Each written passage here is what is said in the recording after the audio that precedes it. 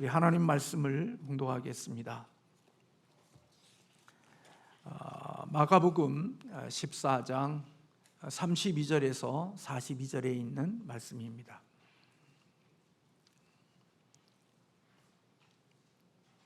마가복음 14장 32절에서 42절에 있는 말씀입니다.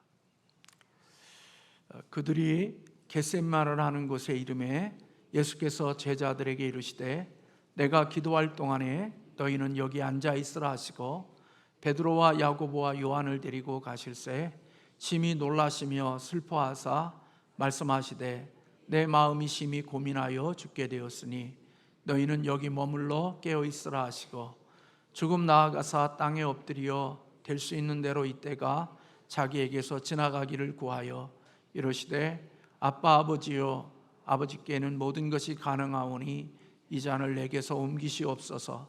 그러나 나의 원대로 마시옵고 아버지의 원대로 하옵소서 하시고 돌아오사 제자들이 자는 것을 보시고 베드로에게 말씀하시되 시몬아 자느냐 내가 한 시간도 깨어 있을 수 없더냐 시험에 들지 않게 깨어 있어 기도하라. 마음에는 원이로되 육신이 약하도다 하시고 다시 나아가 동일한 말씀으로 기도하시고 다시 오사 보신즉 그들이 자니 이는 그들의 눈이 심히 피곤함이라. 그들이 예수께 무엇으로 대답할 줄을 알지 못하여더라. 세 번째 오사 그들에게 이르시되 이제는 자고 쉬라. 그만 되었다. 때가 왔도다. 보라 인자가 죄인의 손에 팔리느니라. 일어나라 함께 가자. 보라 나를 파는 자가 가까이 왔느니라. 아멘. 한 기독교 포털 뉴스 기사에서 개신교회의 교회 봉사 실태와 인식이라는 조사에서 교회 안에는 세 종류의 사람이 있다고 그렇게 보았습니다. 교회에 생활하면서 교회를 섬기는 기쁨을 가지고 교회 생활하는 일꾼이 있는 반면에 주일에는 예배만 드릴 뿐이지 그 어떤 봉사도 전혀 하지 않는 구경꾼과 같은 그룹이 있고, 또 한 사람은 주일에 너무나 많은 일을 해서 평일에 못지않게 교회 일에 시달리고 탈진한 그런 성도가 있다 그렇게 보았습니다. 그리고 봉사자 가운데 속에 최근 1년 동안 번아웃을 경험한지에 대한 그 질문에 대해서 내가 신앙생활하면서 지치거나 무기력해진 경험을 내가 경험해봤다 하는 사람들이 29%로 10명 중에 3명은 번아웃을 경험한 그런 통계가 있습니다. 교회 생활하면서 번아웃 되어지고 탈진되어진 사람들이 30%가 되어진다고 하면 주님의 몸된 교회의 일을 하는 그 모든 것들이 특정한 사람에게 너무나 집중되어져 있음을 보여주는 통계라고 볼 수 있습니다. 사역을 감당할 때 부익부 빈익빈 현상이 교회 안에서도 여전히 나타나고 있다는 것입니다.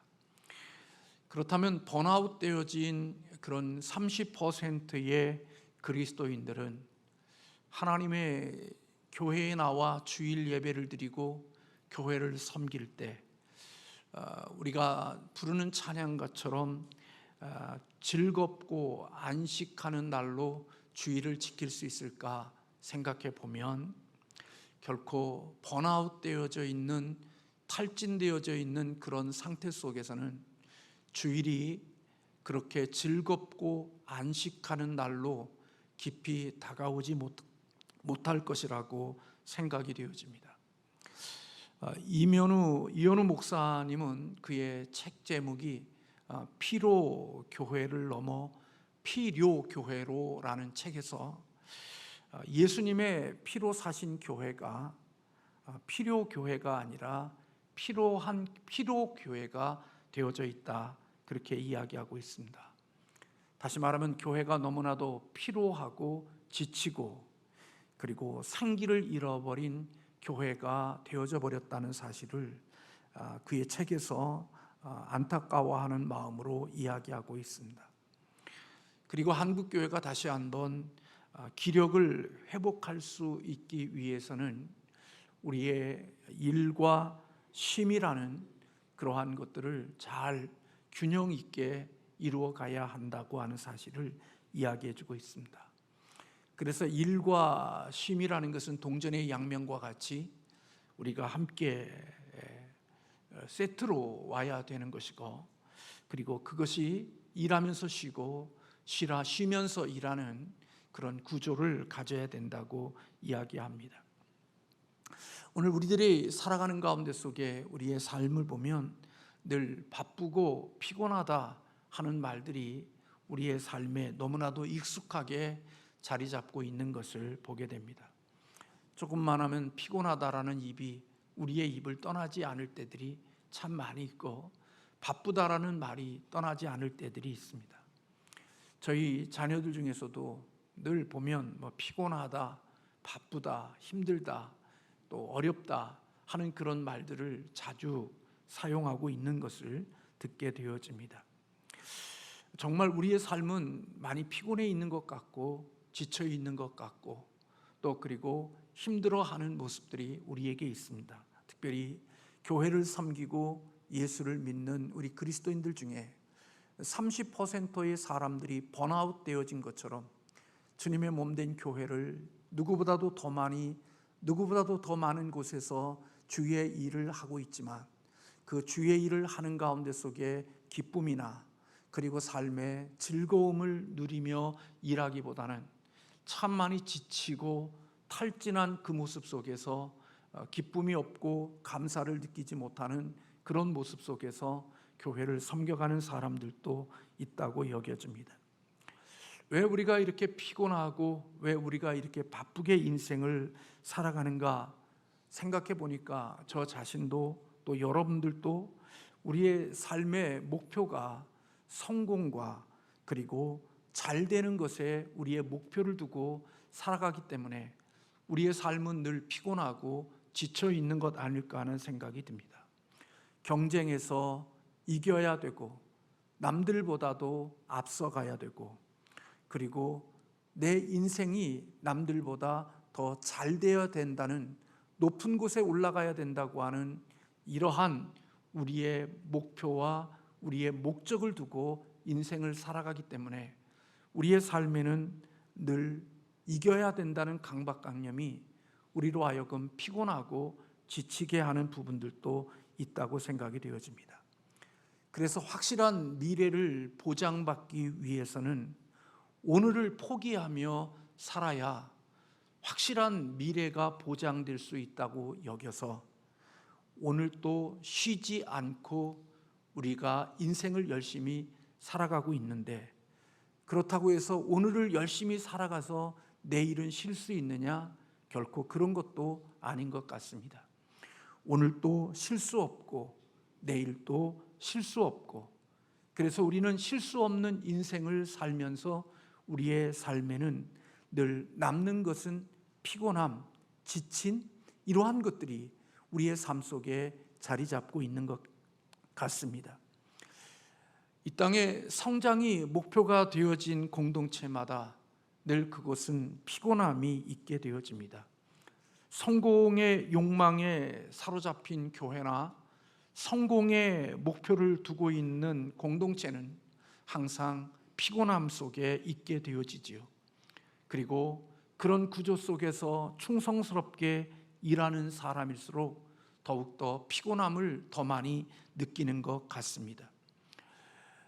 우리 교회는 그렇게 그런 열정도 많지 않고 그런 거에 대한 뜨거움도 없지만, 어떤 교회들은 그래프를 만들어 놓고 사역자들끼리 자기의 교구와 자기의 구역 속에 얼마나 사람들의 숫자가 늘어나는지를 그래프로 작성하며 마치 보험회사의 보험의 계약서와 같이 서로 경쟁하고 서로 비교하면서 사역을 하는 그런 공동체도 있다는 이야기를 듣습니다.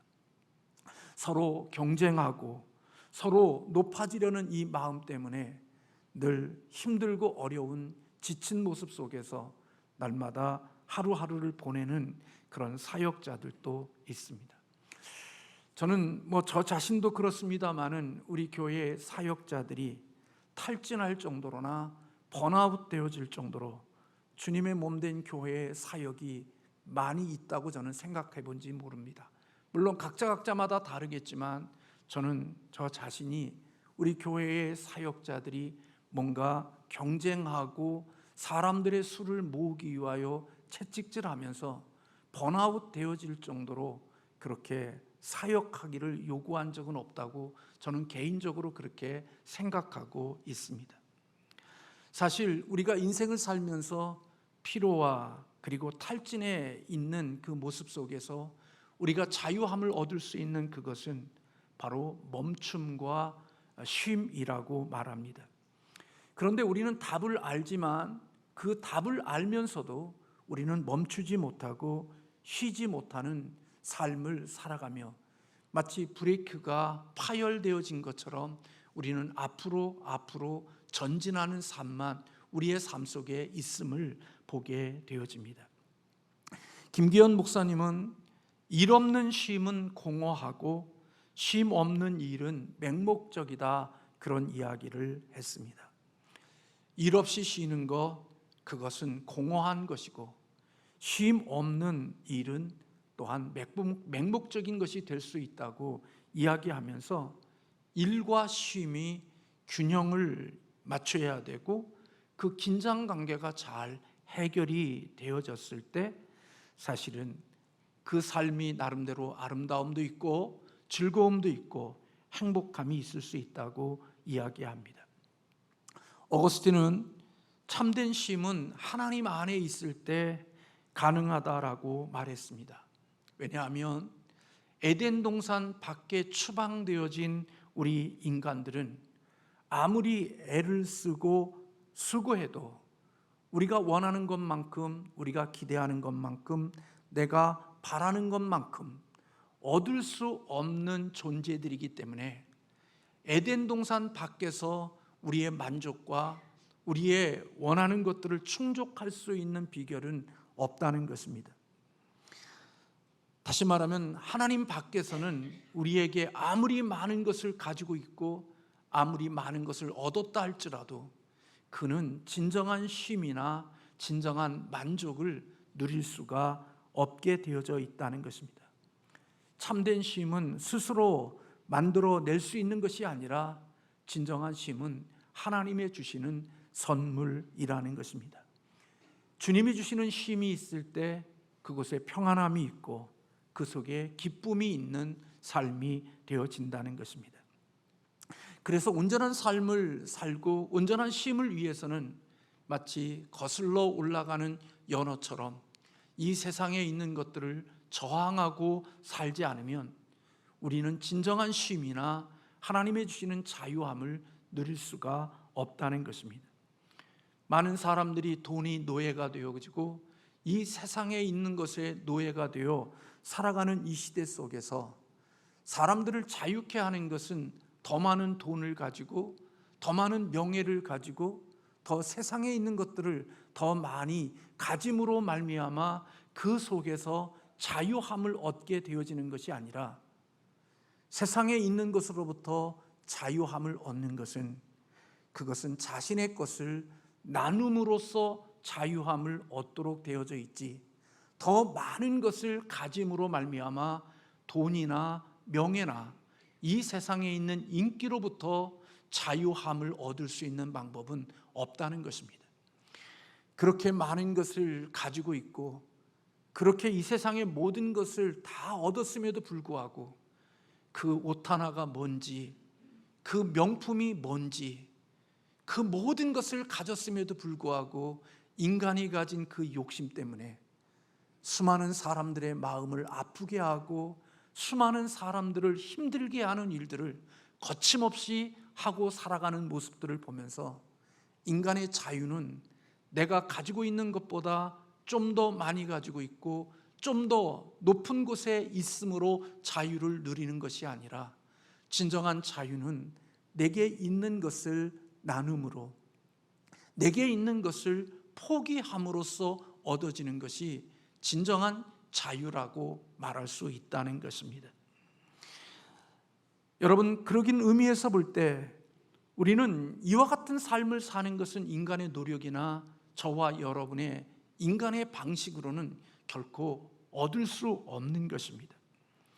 온전한 쉼과 그리고 온전한 자유함을 누리기 위해서는 우리가 하나님에 대한 신뢰와 하나님에 대한 믿음을 가지고 하나님 안에 있을 때 우리에는 진정한 쉼과 자유함을 누릴 수 있다는 것입니다. 성경은 그렇게 말씀합니다. 우리에게 쉼을 주시는 하나님은 졸지도 않으시고 주무시지도 않으시고 우리를 붙들어 주시는 분이라고 성경은 말씀하고 있습니다. 오늘 본문에 보면 이 말씀은 우리가 너무나도 잘 아는 예수님이 겟세마네 동산에서 이제 십자가를 앞에 두고 기도하러 올라가셔서 사랑하는 제자들을 데리고 함께 가셔서 사랑하는 제자들에게 내가 고민하여 죽게 되었으니까 너희는 여기 머물러 깨어 있어 나와 함께 해달라고 우리 주님께서 부탁의 말씀을 하셨습니다. 예수님의 부탁은 나를 위해서 죽어달라거나 나를 위해서 전쟁터에 나가달라는 게 아니라 네가 나를 위하여서 깨어 있어 기도하는 것, 그것이 주님이 이 제자들에게 부탁했던 내용입니다. 그런데 이 주님의 부탁을 사랑하는 제자들이 들어주지 못했습니다. 그 이유가 여러 가지가 있을 수 있겠지만 오늘 본문 말씀에 보면 제자들의 눈이 피곤하였다, 그렇게 기록하고 있는 것을 보게 됩니다. 예수님이 그들과 나와 함께 깨어 있어 달라고 하는 그때에 주님을 위해서 깨어 있지 못하는 제자들, 그 원인 중에 하나가 피곤함이었다는 것입니다. 우리가 인생을 살아가다가 보면 사랑하는 사람들을 실망시키는 이유가 바로 피곤함 때문일 수 있음을 우리는 예수님의 제자들을 통하여 볼 수 있는 것입니다.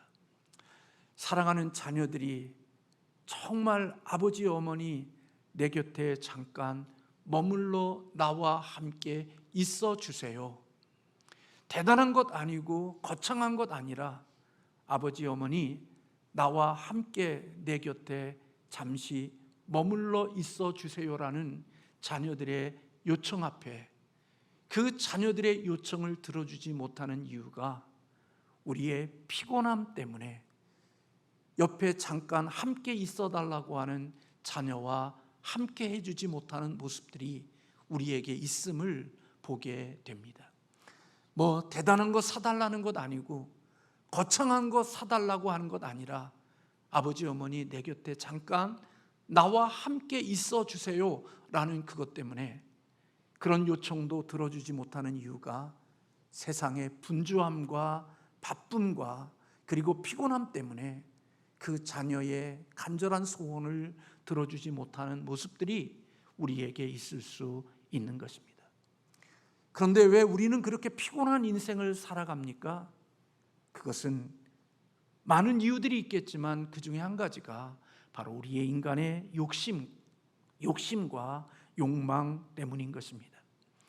욕망을 위하여 과도하게 인생을 바쁘고 분주하게 살아가는 그것 때문에 사실은 우리는 피곤하고 지치고 그리고 그래서 내 사랑하는 자녀가 내 곁에 잠깐만 머물러 있어 달라고 하는 그 시간도 함께 하지 못하는 모습들이 우리에게 있을 수 있다는 것입니다. 베드로는 모든 사람이 주를 버리고 떠난다 할지라도 나는 결코 주를 버리지 않겠다고 각오했던 사람이고 장담했던 사람입니다. 주님을 위해서 자신의 목숨을 버릴 각오를 가지고 살았던 사람입니다. 얼마나 열심히 얼마나 뜨겁게 인생을 제자로서 살아왔을지를 우리는 충분히 짐작할 수 있습니다.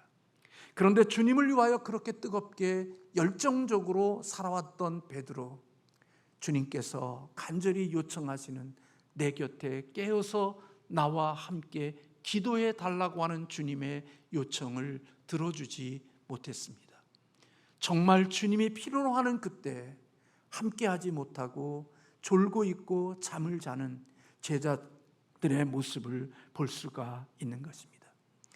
엘리야는 정말 열심히 주의 일을 감당한 사람입니다. 그러나 그 주의 일을 그렇게 뜨겁게 감당했기에 그는 탈진하여 하나님 앞에 내 영혼을 거두어 달라고 하나님께 요청하는 그런 우울한 모습들로 주 앞에 서 있던 엘리야를 우리는 기억합니다. 사랑하는 성도 여러분, 저나 여러분이나 우리가 바쁘게 살고 분주하게 살고 열정적으로 쉼없이 살면 우리의 인생은 내가 원하는 것, 바라는 것, 기대하는 것, 그것들이 다 이루어질 것이라고 생각하고 살아갑니다. 그래서 오늘 또 쉼없이 멈춤이 없이 우리는 열심히 세상을 살아가고 있죠. 그런데 여러분, 시편 127편 1절의 말씀에 보면 그런 말씀이 있습니다. 여호와께서 집을 세우지 아니하시면 세우는 자의 수고가 헛되고 여호와께서 성을 지키지 아니하시면 파수꾼의 깨어 있음이 헛됩니다. 너희가 일찍이 자고 늦게 누구며 수고의 떡을 먹음이 헛되도다, 그렇게 고백하고 있습니다. 내가 아침부터 저녁까지 내가 수고하고 애쓰고 노력하면 그 수고한 것에 대한 떡을 내가 먹을 것이라고 생각하고 멈추지 않고 쉬지 않고 열심히 일하는 우리들이지만, 시인은 고백하기를 여호와께서 집을 세우지 않으면 아무리 세우는 자가 아무리 애써도 결코 그 수고가 헛됨으로 끝날 수 있고, 여호와께서 성을 지켜주시지 않으면 파수꾼이 밤새도록 눈을 부릅뜨고 졸지 않고 성을 지켜도 그 파수꾼의 수고가 헛될 수 있다고 말하고 있는 것입니다. 새벽부터 밤 늦은 시간까지 수고하고 노력해도 그 수고의 떡이 나의 것이 되지 못할 수 있음을 시인은 고백하면서 그는 우리가 잘 아는 대로 그런 고백을 하고 있습니다. 하나님은 사랑하는 자에게 잠을 주시는도다, 그렇게 고백을 했습니다. 다시 말하면 하나님께서 허락하시지 않으면 인간의 수고와 인간의 애씀이 결코 허사로 끝날 수 있다고 하는 것이 오늘 시인이 우리에게 고백해 주는 내용인 것입니다.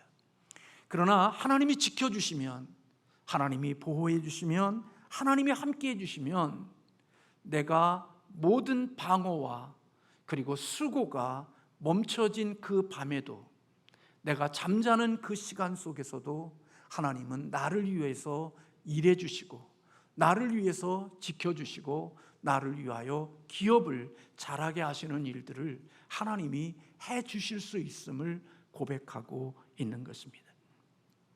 그러므로 하나님을 사랑하는 사람에게는 그가 잘 때에도 그의 인생에 복을 주시지만, 어떤 사람은 아침부터 밤 늦은 시간까지 온갖 힘을 다하여 수고하지만 하나님이 돕거나 하나님이 지켜주거나 하나님이 보호하지 않으면 결코 그 모든 수고들이 자기의 몫이 되어질 수 없음을 오늘 시인은 우리에게 가르쳐 주고 있는 것입니다.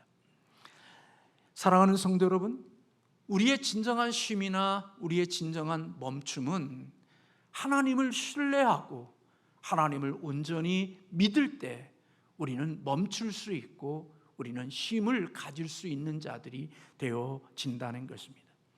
여러분, 예수님이 풍랑이는 바다에서 배에 큰 풍랑을 만났을 때 예수님은 그곳에서 주무셨습니다. 제자들은 두려워서 벌벌 떨지만 예수님은 그곳에서도 편히 잠을 주무셨던 것을 볼 수 있습니다. 그리고 그 풍랑 앞에서 무서워 벌벌 떠는 제자들을 향하여 너희들의 믿음이 적다고 그들을 책망하셨던 것을 볼 수가 있는 것입니다. 그런데 여러분 보십시오. 예수님은 그 풍랑이는 그 바다에서는 잠을 자셨는데 오늘 겟세마네 동산에서는 주님은 깨어서 기도하고 계시는 모습을 볼 수 있습니다. 그런데 제자들은 예수님의 모습과는 정반대의 모습을 가지고 있는 것을 보게 되는 거죠. 예수님이 주무시는 그때 두려움 속에 있었고, 예수님은 깨어 기도하다고 할 때 그들은 잠자고 있는 제자들의 모습을 볼 수가 있는 것입니다. 여러분, 이것 속에 우리의 신앙과 우리의 믿음에 커다란 간격이 있음을 우리는 놓치지 않아야 한다는 것입니다. 사도행전 12장에 보면 이제 헤롯 왕이 야고보를 칼로 목베어 죽입니다.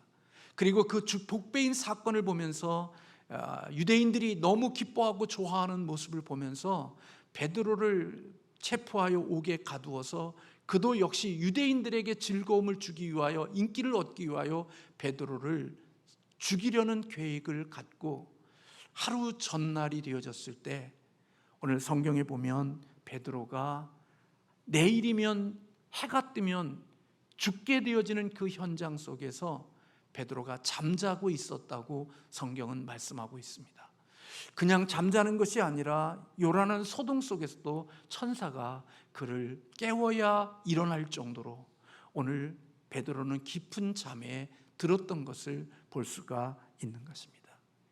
여러분, 어떻게 그런 차이를 만들 수 있는 것일까요? 그것은 베드로가 자신의 인생과 자신의 삶을 주님께, 하나님께 맡겼을 때 내일이면 죽을 수밖에 없는 그런 현상 속에서도 그는 깊은 잠에 들 수 있는 하나님의 은혜를 경험한 자가 되어졌다는 것입니다. 그렇다고 제가 여러분들에게 말씀드리면서 저나 여러분이나 인생을 살면서 대충 살고 하나님의 은혜를 구하라는 그런 얘기가 아닙니다. 우리는 6일 동안의 삶은 정말 하나님 앞에 온전함으로 일해야 합니다. 최선을 다해서 일해야 됩니다. 내게 주어진 직장과 내게 주어진 사역 속에서 하나님 앞에 부끄럽지 않도록 최선을 다해서 6일 동안의 삶을 살아내야 합니다. 그리고 6일 동안 살아온 삶이 나의 삶의 모든 것들의 전부가 되어질 거라고 생각하고 살아가는 삶은 우리 그리스도인의 삶이 아닙니다. 내가 6일 동안 온전함으로 주님 앞에 일하고 살아왔지만 내가 수고한 노력이 그것이 나에게 결과로 돌아올 것이 아니라 내가 수고한 것에 대한 열매를 맺게 하시는 분은 하나님이시라는 사실을 믿고 6일 동안 수고한 다음에는 나머지를 하나님께 맡기고 주님께 의탁하는 신앙인의 삶이 우리 그리스도인들에게 있어야 한다는 것입니다. 그래서 우리는 모두가 내가 노력하고 수고한 것이 나의 몫으로 돌아올 것이라고 여기기 때문에 남들보다 더 많이 일하고 남들보다 더 적게 자고 남들보다 더 수고하면서 내가 남들보다 더 많이 수고한 것이 나에게 결과로 열매로 올 것이라는 확신과 믿음 때문에 하나님께 맡겨야 될 영역까지도 내가 수고하고 내가 애쓰고 노력함으로 하나님께 맡길 영역을 내 인간의 힘으로 때우고 인간의 힘으로 그것을 채우면서 살아가는 모습들이 우리에게 있습니다. 근데 그것은 지혜롭지 못한 것이라는 겁니다. 6일 동안 열심히 우리가 하나님에 맡겨진 일들을 잘 성실하게 해야 되지만 하나님께 맡겨야 될 하루는 주님께 온전함으로 맡기고 주님께 신뢰함으로 그것을 드릴 수 있는 사람이 되어졌을 때 일과 쉼의 균형이 있어서 내가 수고한 것에 대하여 하나님이 지키시고 하나님이 보호하시고 자라게 하시는 하나님의 은혜가 있어서 수고함을 통하여 쉼을 얻고 쉼을 얻음을 통하여 또다시 수고하고 일함의 자리에 이 아름다운 사이클이 이루어짐으로 말미암아 우리의 인생에 하나님이 주시는 평안과 그리고 기쁨을 누리면서 살 수 있는 인생이 되어질 수 있다는 것입니다. 여러분 한번 생각해 보십시오. 저나 여러분이 우리의 자녀들을 내가 다 지킬 수 있고 내가 다 보호해 줄 수 있다고 생각합니까? 물론 어렸을 때 내가 내 자녀 곁에 있으니까 내 자녀를 내가 보호하고 내가 지켜줄 수 있다고 생각하지요. 그러나 어느 시간이 지나면 여러분의 힘과 여러분의 능력으로 여러분의 자녀의 삶에 영향을 미치는 것은 너무나도 적은 부분입니다.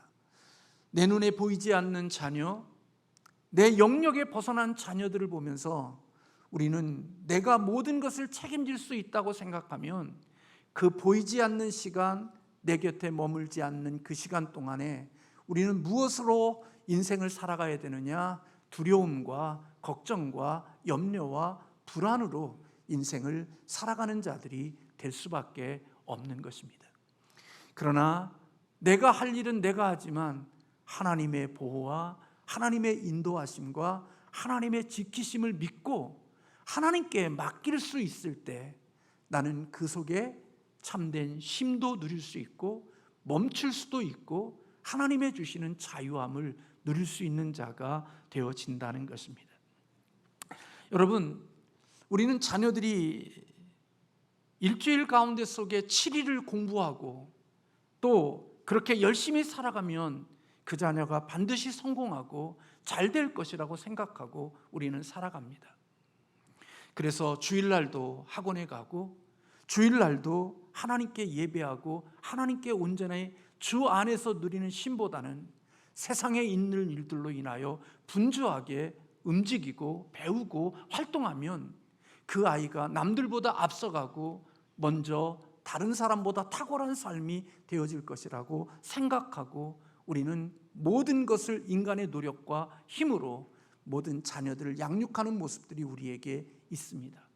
물론 남들보다 앞서서 일하고 앞서서 더 많이 공부하고 더 많이 배우니까 그 아이가 남들보다 더 앞서갈 수 있고 더 잘 될 수 있는 것 또한 우리는 부정할 수가 없습니다. 그런데 여러분, 시인이 시편 127편에서 고백한 대로 3년 동안 쉬지 않고 365일 동안 공부했는데 수능일 날 하루 전날 교통사고를 당하거나 그리고 생각지 않는 머리에 편두통과 그리고 통증이 있어서 자신이 공부했던 그 모든 것들이 기억나지 않음으로 말미암아 그가 수고했던 그 모든 것들이 하루에 그것들이 무효화될 수 있다는 사실도 우리는 잊지 않아야 한다는 것입니다.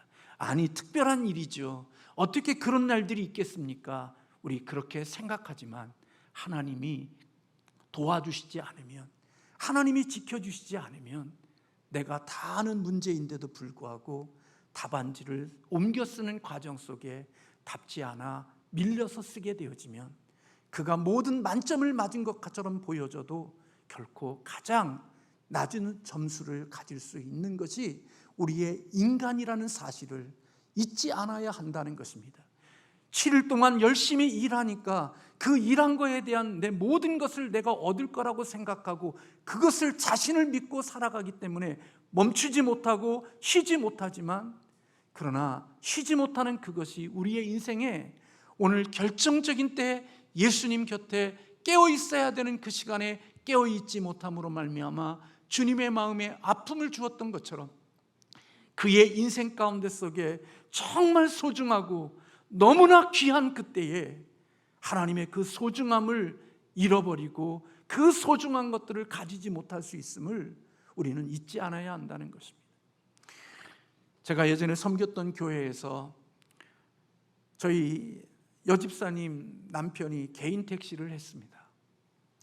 개인 택시를 하니까 좀 더 생활이 어려우니까 좀 더 많은 수익을 얻기 위하여 쉬지 않고 참 많이 일했습니다.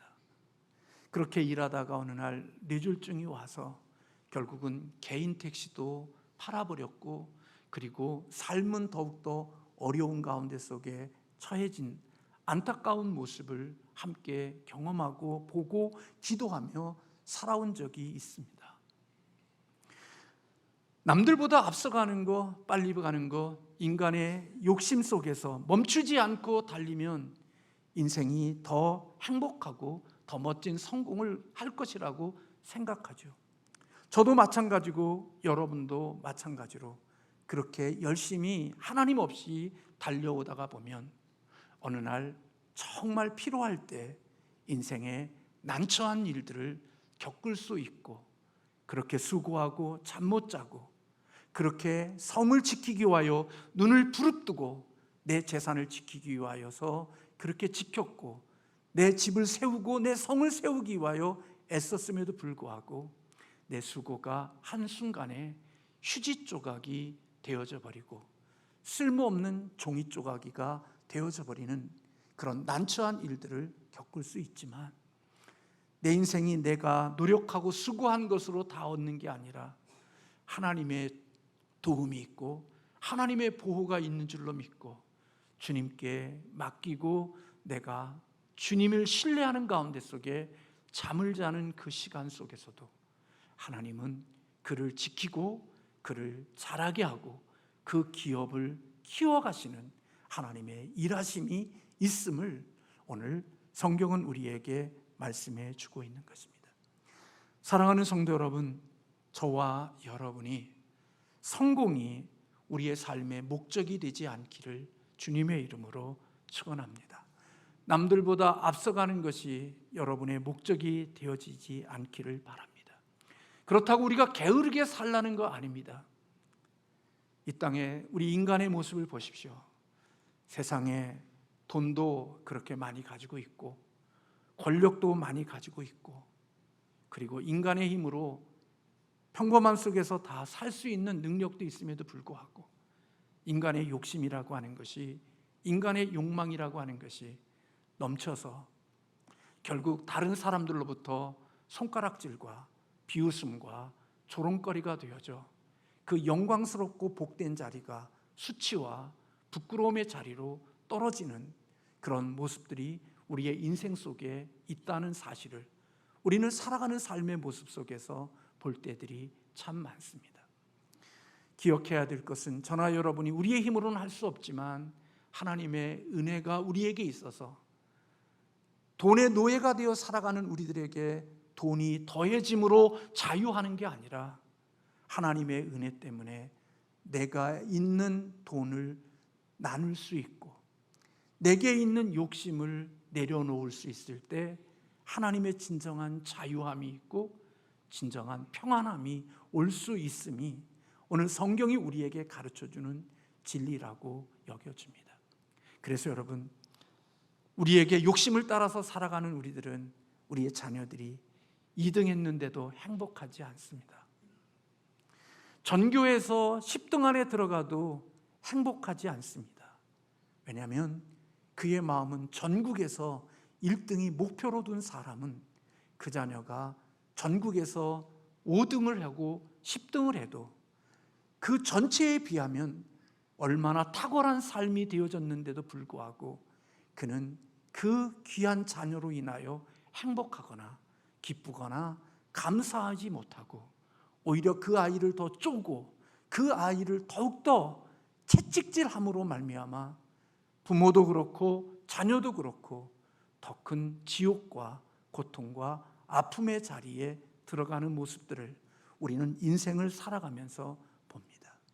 그래서 살아가는 사람들의 모습을 보면 누가 행복한가를 깊이 보면 욕심 덩어리로 똘똘 뭉쳐서 인생을 살아가는 사람이 행복한 게 아니라 욕심을 비우고 자기를 포기하고 내려놓음으로 인생을 살아가는 사람들, 비었는데 내려놓았는데 내 마음을 주님 앞에 드렸는데 하나님이 내가 생각한 것보다 더 높여주시고 내가 기대한 것보다 더 많은 것을 주셔서 내 행복의 크기와 내 기쁨의 크기가 더 커져서 이 땅에 광야 같은 세상을 살면서도 누구보다도 더 행복하고 기쁨이 많은 사람으로 살아가는 모습들을 보게 되어지는 거죠.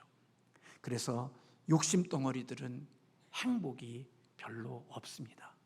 복이 없는 게 아니라 하나님이 엄청난 복을 주셨음에도 불구하고 그 속에 자유와 쉼과 누림이 없지만 하나님 앞에 자기를 내려놓고 하나님을 의지하고 주님을 붙들고 주 안에서 살아가는 자들에게는 하나님이 쉼도 주시고 그 쉼을 통하여 또 새 힘을 얻어 창조적이고 창의적이고 열심히 있는 삶을 살아내므로 더 아름다운 삶을 살아내는 복 있는 자가 되어지는 것을 볼 수 있습니다.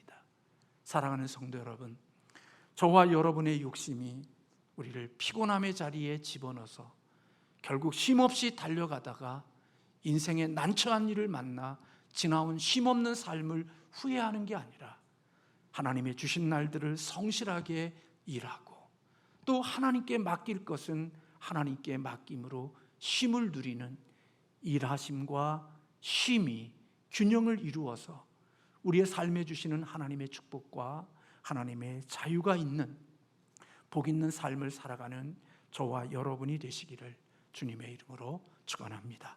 기도하겠습니다.